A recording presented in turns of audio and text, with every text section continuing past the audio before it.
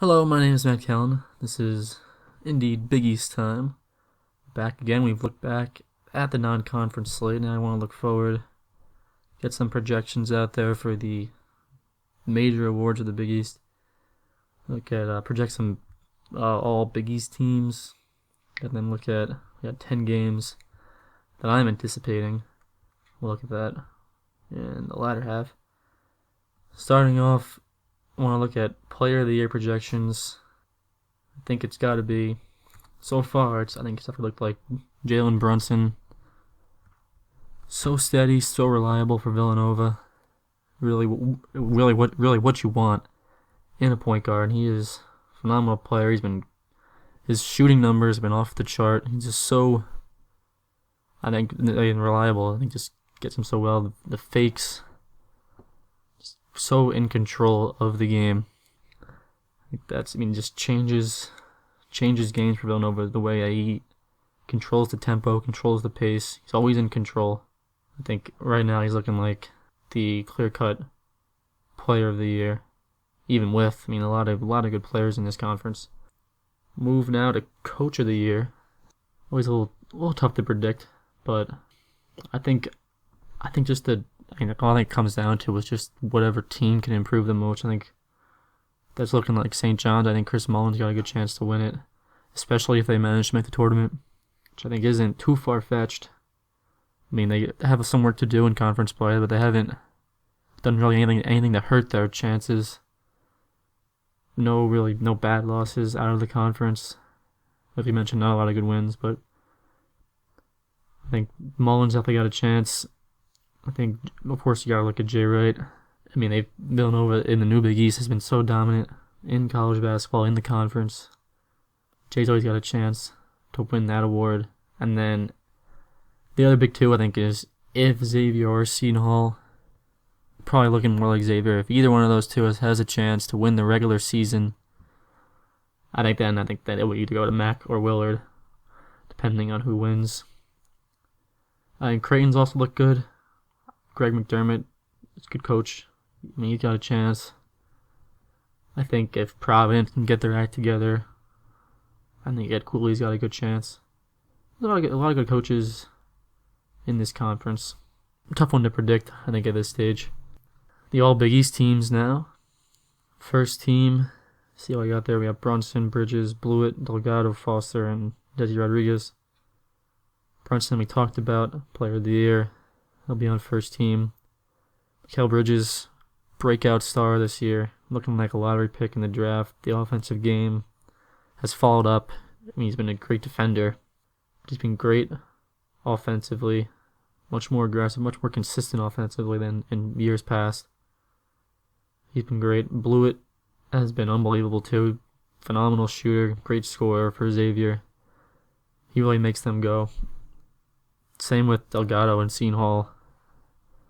The double-double numbers speaks for itself. Best rebounder in the conference. He can literally think those top four will really be your player of the year candidates. Delgado's a real tough player, great player for Seton Hall. Marcus Foster out in Creighton, Kansas State transfer, second year at Creighton. Great shooter, great scorer. Best scorer on what's a great offense in Creighton. Foster's been great this year. I think those top five are really kind of a lock for first team. I think six, a little more variation between who you talk to. Desi Rodriguez guy was just honorable mention, I think, preseason Big East this year. I think he's been great. Really, he's picked up his scoring. He's been very efficient with it as well. Shooting the ball well. Athletic, slasher. He's really driving Seton Hall right now. Moving to the second team. Got Kadeem Carrington, Keelan Martin, Kyrie Thomas, Shamori Pons, and Phil Booth. Carrington has stepped into the point guard role for Seton Hall. I think he's done a great job. He's done a great job as kind of a off the ball player playing the point. He's done a good job. Still, he's been a great scorer. Getting to the cup, finishing inside, floaters, everything that he brings. Real tough player for Seton Hall. Keelan Martin, who's had his ups and downs at Butler, but he's playing a little more power forward this year. And you're just a really talented offensive player. Kyrie Thomas from Creighton, guy who definitely has a chance to win Defensive Player of the Year in the conference. Great defender. And like Bridges, his offensive game has really come to. Become a much better shooter, slasher, scorer. He's been great so far. Shamorie Ponds, best player, I think, on St. John's. Him and Levette make a great backcourt. Ponds now in his second year, taking a leap forward. And then finally, Phil Booth, guy who was hurt all last year. Of course, I heard it plenty of times. He was except for Jenkins, he was really the hero of that national championship game in 2016, 20 points. He does all the little things for Villanova. Probably maybe their best perimeter defender with Bridges.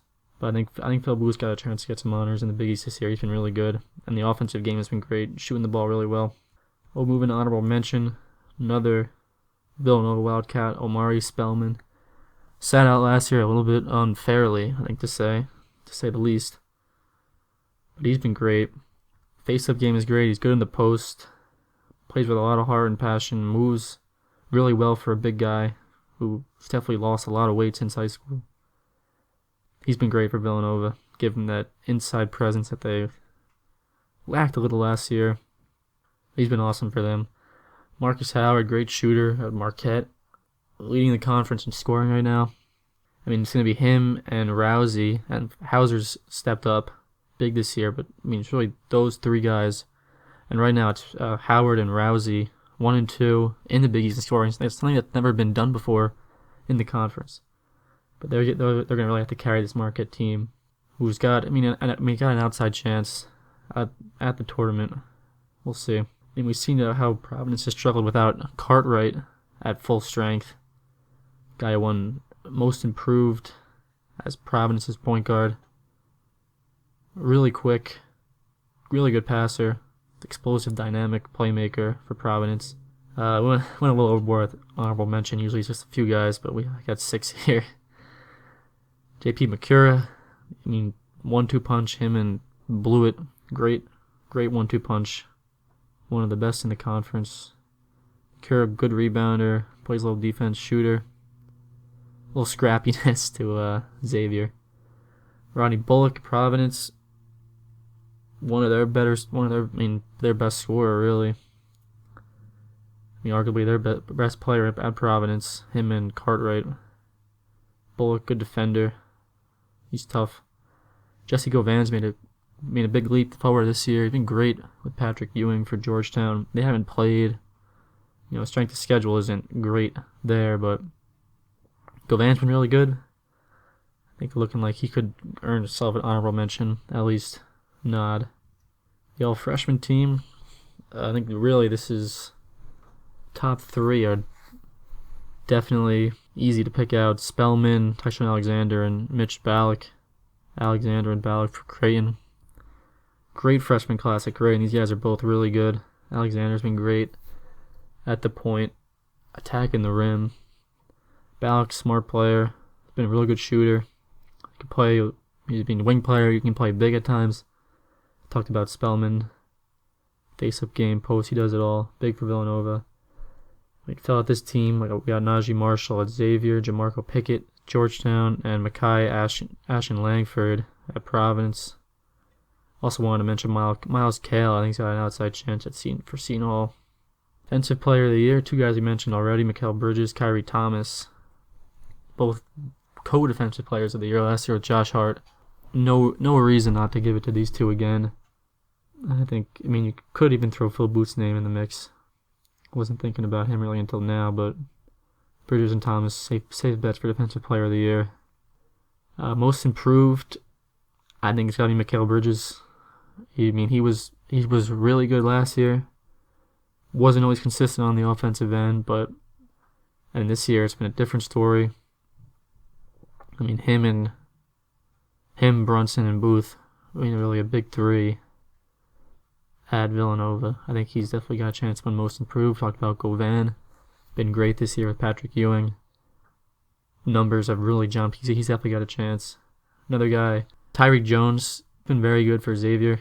I think at the end of last year we saw him really improve, and I think he's carried over to this year. I mean, I'd probably give the edge to Bridges and Govan. I want to mention Tyreek Jones as well.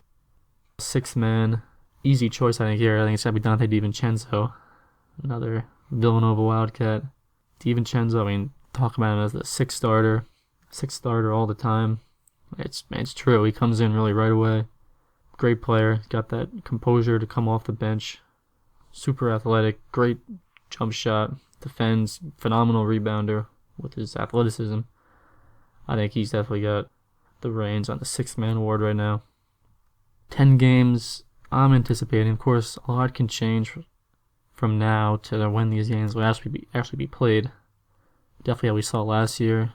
Took a huge turn with injuries. But these, I think, definitely 10 games you're going to want to watch. First one, I'll start with number 10, St. John's at Providence. This one's a while from now, March 3rd. No time set, but 2 potential bubble teams in the Big East. Should be big for Big East tournament seeding. Definitely this is at Providence. Could be a nice win to lock a tourney bid. Number 9, I got Villanova at Creighton. This is in February 24th. I mean, we saw last year that Villanova-Creighton game at Creighton was really an event in Nebraska. Packed house.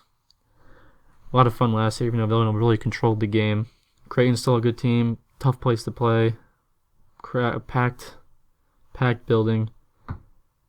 Should be a fun one. Okay, at number 8, we got Xavier at Villanova. I think this game's gonna hyped a little bit too much, which is maybe unfair because they're both really good teams again, but I think people are giving Xavier a little too much credit this year, saying that this is their best chance to win. Villanova's off campus. The pavilion won't be as big as a factor as it's been in recent years. Xavier's got a chance to beat Villanova at Villanova, which I think they do. Villanova's handled them pretty easily at the pavilion last couple of years, but I mean the game they've been at least the last few years, like since this conference, the new Big East has been a thing. This game's been played over break. Not a lot of students there anyway. I don't think the pavilion with the locals is as much as a intimidator for Xavier. So I think the whole Xavier got more of a chance to beat Villanova on the road because they're at Wells Fargo. It's a little overblown, but these 2 teams have been the 2 best teams in the Big East, the new Big East, and then this is really the first really big in conference game. So this should be a good one anyway. Don't want to downplay it too much. It's January 10th. New Year's Eve, we got Providence at Creighton. This is a big chance for Providence, who's really stumbled now in the non-conference. Disappointing. Thought they would be better. Got a chance to go to Creighton and make a big statement. Get back in the tournament conversation. 5 days from now, you hope Cartwright and Diallo should be fully healthy by then. I think this should be a fun one. Number 6, St. John's at Seton Hall. That's another New Year's Eve. I think 2 teams that kind of play similar play style. Both a little reckless at times, a little out of control. I mean, 2 athletic teams. Should be a fun one to watch. Now into the top 5. Creighton at Seton Hall. Big game between what I feel like is the top 4. It's Creighton and Seton Hall, probably 3 and 4. But this looking like the best early matchup really in this first week. 2 days from now. That should be a good one at Seton Hall. Then top 4, we got Creighton at Xavier. That's January 13th. Rematch of the semifinal game. Game that came right down to the last shot last year in the tournament. And, chance for Creighton, I think, to make a bit of a statement going into Xavier. Kind of good chance to break into that top tier, so to speak, of the Big East. Number 3, Seton Hall at Xavier is February 14th. This one could just be big. Late game seedings. This is one of the last games between these top 3. Should be a good one. Villanova at Seton Hall at number 2.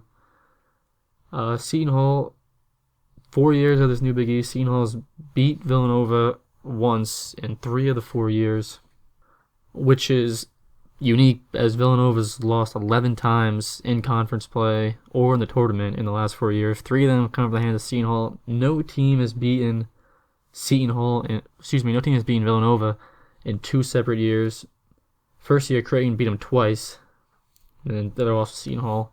Second year was Seton Hall and Georgetown. Third year, Providence, Xavier, and Seton Hall. And then third year, Butler beat them twice, and then the Marquette. That was the only year Seton Hall didn't beat Villanova. But really, whatever you see, no team. It's been Creighton, Georgetown, Providence, Xavier, and then Butler, Marquette. No one's done it in 2 different years, except for Seton Hall. So this one, looking at the one at Seton Hall, give them a bit of a, not really an edge, but at least better chance than at Villanova. That one's February 28th.